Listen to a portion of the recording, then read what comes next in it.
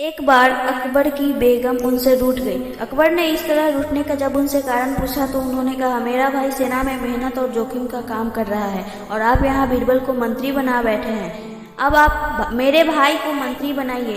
इस पर अकबर ने युक्ति से काम लिया। बेगम साहिबा को सीधा जवाब देने के बजाय उन्होंने अगले दिन बेगम के सामने ही अपने साले साहब को बुलाया और उससे कहा, एक बंदरगाह पर एक जहाज आया है, तुम्हें वहां जाकर पता लगाना है कि वह जहाज कहां से आया है और वह किसका है।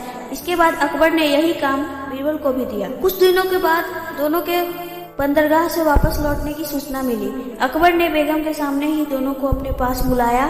सबसे पहले उन्होंने अपने साले से जहाज के बारे में जानकारी देने को कहा। साले साहब ने बताया कि जहाज श्रीलंका से आया है और यह जहाज बैजू सेठ का है। जब अकबर ने अपने साले से यह प्रश्न किया तो यह जहाज कहाँ से जा रहा है, तो उसने जवाब दिया कि आपने इतनी ही जानकारी मांगी थी, इसलिए मैं केवल उन्हीं के बारे में पता लगाकर आया हूँ। अब अकबर ने बीरबल से बंदरगाह के जहाज के बारे में जानकारी देने को कहा। बीरबल ने कहा, जहाज श्रीलंका से आ रहा है, बैजू सेठ का है, उसमें कीमती रत्न व आभूषण लदे हैं। जहाज माया नगरी जाएगा।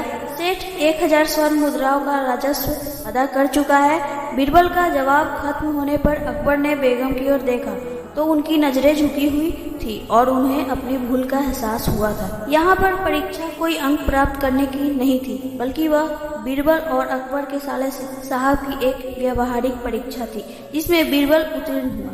सवाल का जवाब तो दोनों ने दिया।